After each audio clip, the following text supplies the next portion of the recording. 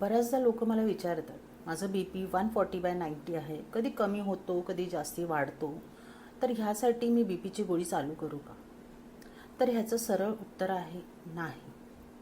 तुम्हाला 1 हफ्त्याचं टेस्ट करावं लागतं, एक ट्रॅक ठेवावं लागतं BPचं, की बाबा तुमची BP वाढतीये की वाढतच जातीये की खूपच कमी होतीये, ह्याच्याकडे लक्ष ठेवणं खूप गरजेचं आहे.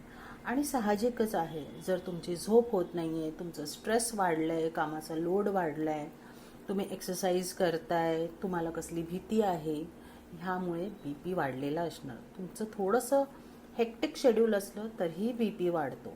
तुम्हाला ॲसिडिटी असेल तरीसुद्धा BP वाढतो. तर BP वाढण्याचे भरपूर कारण आहे. पहिलं ते कारण तुम्ही शोधून काढा, आधी ते क्युअर करा आणि नंतर मग BPकडे लक्ष द्या. बघा, BPचं ट्रीटमेंट होमिओपॅथीमध्ये एकदम चांगल्या पद्धतीने होतं. तुम्हाला आयुष्यभरात कधीच BPची गोळी घ्यावी लागणार नाही. अगदीच तुम्हाला मेडिसिन स्टार्ट करायचं असेल तर होमिओपॅथिक मेडिसिन स्टार्ट करा.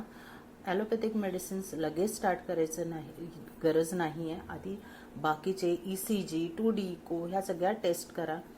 जर ह्या टेस्टमध्ये काही मेजर निघतं आहे तर तुम्ही ॲलोपॅथिक मेडिसिन स्टार्ट करा. पण इनिशियली तुम्ही होमिओपॅथीसाठी जा. जर आत्ता तुम्हाला कळलं आहे की BP तुमचं वाढतं आहे किंवा कमी होतं आहे, तर प्लीज होमिओपॅथिक ट्रीटमेंट सुरू करा आणि कायमच्या गोळीपासून निजात व्हा. थँक्यू.